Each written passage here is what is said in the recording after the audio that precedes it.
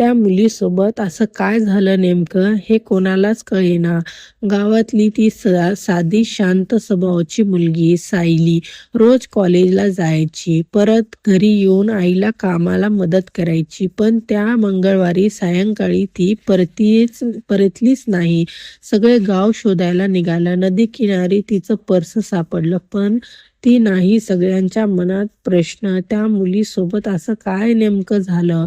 दुसऱ्या दिवशी सकाळी पोलीस आले. मोबाईलच्या लोकेशनवरून त्यांनी जंगलाच्या वाटेवर जाऊन पाहिलं. तिथे एका झाडाखाली सायली शुद्धीत आली. डोळे लाल झालेले. घाबरलेल्या आवाजात ती म्हणाली की मला कोणीतरी मागून ओढलं आणि मग काहीच आठवत नाही. ती रडत होती, पण तिच्या चेहऱ्यावर एक अजब शांतता होती, जणू ती कधी भयंकर पाहिली आली आहे. चौकशी झाली, पण त्या रात्री तिला दुसऱ्या कोणी दिसलंच नव्हतं. काही दिवसांनी सायलीने घर सोडलं. कुठे गेली कोणालाच ठाऊक नाही. तिच्या आईने सांगितलं की ती म्हणाली की मी परत येईन, पण सत्य सांगायला आजही गावातले लोक गुजबुजतात त्या मुलीसाठी.